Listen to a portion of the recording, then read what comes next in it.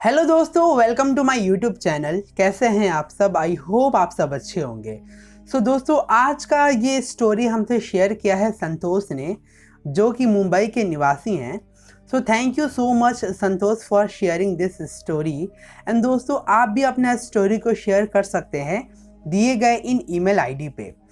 दोस्तों, ये कहानी है संतोष जी का एंड ये बात है 2015 का।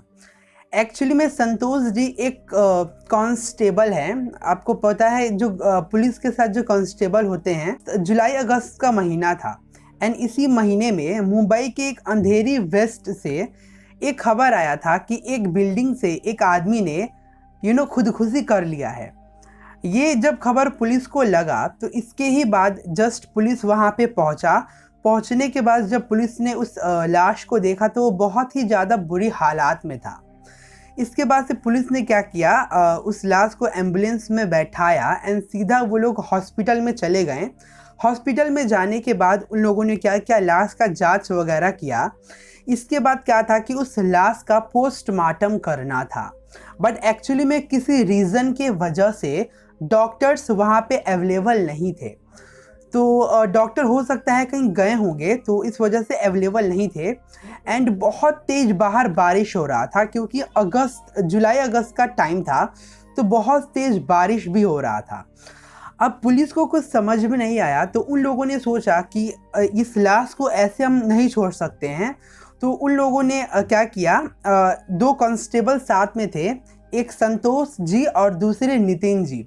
तो इन दोनों कांस्टेबल से पुलिस ने कहा कि एक काम करो, हो सकता है कि डॉक्टर कल आएंगे, तो तुम एक काम करो, तुम दोनों आज इस बॉडी के साथ यहीं पे रुक जाओ, आज रात बिता लो एंड जब कल डॉक्टर आएंगे तो इसका पोस्टमार्टम हो जाएगा। और पुलिस वाले जो बॉडी था उसके घर वाले को भी उन्होंने इन्फॉर्म किया, लेकिन उसको देखने के लिए, उस बॉडी को देखने के लिए घर वालों में से कोई भी नहीं आया क्योंकि इतना ज़्यादा बारिश हो रहा था, आंधी तूफान आ रहा था कि घर से निकलना बहुत ही ज़्यादा मुश्किल था। खैर, पुलिस वहाँ पे दोनों कांस्टेबल को छोड़ के चले गए एंड पूरा जो हॉस्पिटल था वो बिल्कुल खाली था क्योंकि वैसे भी बारिश की वजह से क्या था ना कि बहुत सारे जो लोग थे वो हॉस्पिटल में नहीं थे एंड हॉस्पिटल में बस एक वार्ड बॉय बचा हुआ था। बाकी सारे लोग हॉस्पिटल से चले गए थे और रात का कुछ 8 बज गया था। एंड उसके बाद क्या हुआ कि बाहर बहुत तेज़ बारिश हो रहा था। अब जो संतोष जी थे उनको बहुत ही ज़्यादा प्यास लगा, तो उन्होंने क्या किया, वो जो वार्ड बॉय था उसको बुलाया और उससे पहले हाल चाल पूछा और पूछा कि यहाँ पे कोई क्यों नहीं है और इतना खाली क्यों है। तो वो बता रहा था कि अभी क्या है ना कि बहुत सारे डॉक्टर्स छुट्टी पे गए हुए हैं एंड वो कल आएंगे, इस वजह से बहुत ही ज़्यादा खाली लग रहा है। और उसने बताया कि नॉर्मली हॉस्पिटल इतना ज़्यादा खाली नहीं होता है एंड अभी बहुत ज़्यादा पेशेंट भी कम आ रहे हैं, तो इस वजह से खाली है। एंड बेसिकली वो जो हॉस्पिटल था, हम बोल सकते हैं कि वो काइंड ऑफ एक पोस्टमार्टम वाला एक जो जगह होता है वो था। मतलब वो हॉस्पिटल कम था, उसमें थोड़ा बहुत इलाज होता था, सबसे ज़्यादा वहाँ पे पोस्टमार्टम किया जाता था। तो अब क्या हुआ ना कि संतोष जी ने वार्ड बॉय से कहा, ठीक है काम करो, तुम हम लोग के लिए थोड़ा पानी वानी लेके आओ, बहुत प्यास लगा है। उसके बाद क्या हुआ कि वो जो वार्ड बॉय था वो पानी लेने चला गया और संतोष जी और नितिन जी, सिर्फ 2 ही कांस्टेबल जो थे वो उस हॉस्पिटल में थे और उस बॉडी का निगरानी कर रहे थे। और वो बॉडी अपना एक जो पोस्टमार्टम रूम होता है जहाँ पे सब लाशें पड़ी होती है, उसी जगह पे उस बॉडी को उन लोगों ने रख दिया था। अब क्या होता है कि जब वो वार्ड बॉय आता है तो संतोष जी उसको देखते हैं, तो वो जो वार्ड बॉय होता है वो बहुत ज़्यादा काँप रहा होता है। मतलब वो जब वो पानी हाथ में ला रहा होता है, तो जब वो उसके हाथों को देखते हैं तो वो बहुत ही ज़्यादा काँप रहा होता है। और उसके बाद से जब उसका फेस को देखते हैं तो उसका जो चेहरे का एक्सप्रेशन होता है वो बहुत ही ज़्यादा डरा हुआ होता है। ऐसा लगता है उसने पता नहीं क्या देख लिया। इसके बाद क्या होता है ना कि संतोष जी और नितिन जी जो रूम में लाश रखा होता है उस रूम के जस्ट आगे चेयर लगा के बैठे होते हैं और वो जो वार्ड बॉय होता है वो बिल्कुल वो उस रूम की तरफ देख रहा होता है और ऐसा लग रहा होता है कि मतलब उसे बहुत डर लग रहा होता है। उसके बाद से संतोष जी नोटिस करते हैं, उस वार्ड बॉय से बोलते हैं कि हाँ भाई बताओ क्या बीमारी है तुम्हें और तुम इतना ज़्यादा काँप क्यों रहे हो, क्या हुआ है तुम्हें। उसके बाद से वो जो वार्ड बॉय है वो रूम की तरफ इशारा करता है। इसके बाद से संतोष जी और नितिन जी जब उस रूम की तरफ देखते हैं तो वहाँ पे तो सब कुछ नॉर्मल ही दिखाई देता है, वहाँ पे ऐसा कुछ भी नहीं होता है। तो उसके बाद से उन लोगों को लगता है कि हो सकता है कि वार्ड बॉय क्योंकि बहुत टाइम से हॉस्पिटल में काम करता है और बहुत सारे लाशों को देखता है, तो हो सकता है कि उसके साथ कोई इल्यूजन हो रहा होगा। तो वो लोग उस पर ज़्यादा ध्यान नहीं देते हैं, पानी वानी पी लेते हैं। अब इसके बाद क्या होता है ना कि नितिन जी और संतोष जी बहुत ज़्यादा बोर हो रहे होते हैं क्योंकि उनके पास करने के लिए एज सच कुछ काम नहीं होता है। तो फिर क्या होता है ना कि नितिन जी एंड संतोष जी डिसाइड करते हैं कि जब हमारे पास कोई काम नहीं है तो क्यों ना हम एक काम करें, थोड़ा इस हॉस्पिटल को हम पूरा सर्च करें एंड कुछ देखें क्या यहाँ पे कोई इंटरेस्टिंग चीज़ हमें मिल सकता है। तो वो लोग क्या करते हैं, हॉस्पिटल को एक्सप्लोर करने लगते हैं। अब भला हॉस्पिटल में ऐसा क्या ही मिलेगा लाश के सिवा, तो वो लोग इधर उधर सर्च करते हैं और देखते वगैरह हैं पुरानी चीज़ों को, बट उनको उतना ज़्यादा मतलब उसमें कोई भी इंटरेस्ट नहीं आता है। फिर वो दोनों क्या हो जाते हैं, चेयर पे बैठ जाते हैं।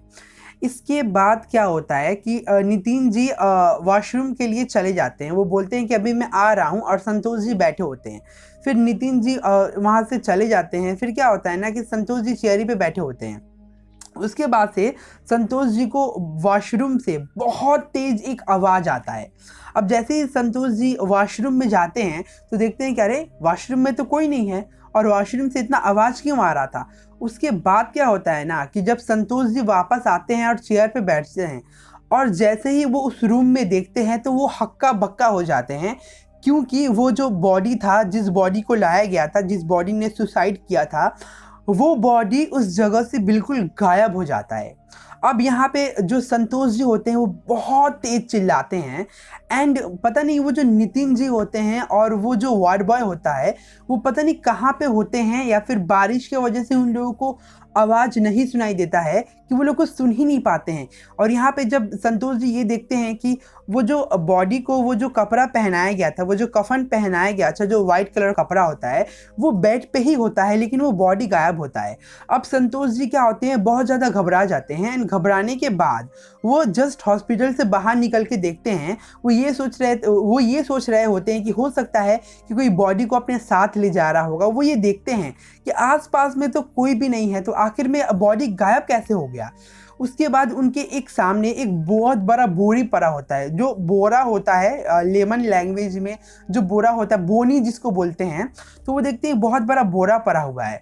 तो वो आगे बढ़ते हैं एंड उस बोरे की तरफ जाते हैं, एंड जैसे ही वो उस बोरे को खींचते हैं, उनके साथ इतना दर्दनाक हादसा होता है कि वो बिल्कुल उनका चीख निकल उठता है, और उस बोरे के अंदर वो जो बॉडी होता है वो पड़ा होता है।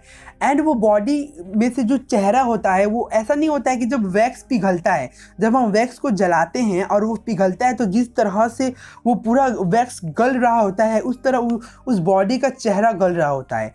संतोष जी ने बिल्कुल भी नहीं सोचा था कि वो कुछ ऐसा देखेंगे, और वो ये देखने के बाद बहुत तेज का चीख मारते हैं। एंड वो देखने के बाद से जब वो जो बॉडी होता है वो बहुत ज़्यादा डेंजरस दिख रहा होता है, एंड उस बॉडी पे जो बाल होता है वो कटा हुआ, जला हुआ, चेहरा भी जला हुआ बहुत ज़्यादा दिखाई देता है। तो वो ये देखने के बाद से वो बिल्कुल बेहोश हो जाते हैं। अब क्या होता है कि कुछ देर बाद जब Nitin ji and ward boy Santosh ji को ढूंढ रहे होते हैं तो उनको वो चेयर पे नहीं दिखाई देते हैं। उसके बाद से वो सारा हॉस्पिटल में ढूंढते हैं और चिल्लाते भी हैं कि संतोष जी, और वो उनको कहीं भी नहीं दिखाई देते हैं। फिर क्या होता है कि वो लोग जब हॉस्पिटल के बाहर निकलते हैं तब वो ये देखते हैं कि संतोष जी बिल्कुल बेहोश पड़े हुए हैं। फिर वो लोग क्या करते हैं, संतोष जी को तुरंत ही पानी वगैरह फेंक के उनको होश में लाते हैं। एंड जैसे वो होश में आते हैं वो बहुत ही ज़्यादा डरे हुए होते हैं, और वो उठते के साथ बोलने लगते हैं, बॉडी कहाँ है, बॉडी कहाँ है, बॉडी कहाँ है। एंड उसके बाद से जब नितिन जी ये सुनते हैं कि बॉडी कहाँ है, क्या बॉडी गायब हुआ है क्या जगह से, तो वो तुरंत ही कमरे में दौड़ के जाते हैं और वो ये देखते हैं कि बॉडी अपने जगह पे ही है। इसके बाद से जब संतोष जी फिर भागते भागते आते हैं और बहुत ज़्यादा हिम्मत करके जब वो उस बॉडी को जब कफन को उठाते हैं तो वो बॉडी बिल्कुल नॉर्मल होता है। उसके बाद से संतोष जी के साथ जो भी चीज़ होता है वो नितिन जी को और वार्ड बॉय को बताते हैं, बट उन लोगों को इस चीज़ का यकीन नहीं होता है। खैर वो किसी तरह उस रात को हॉस्पिटल में गुजारते हैं।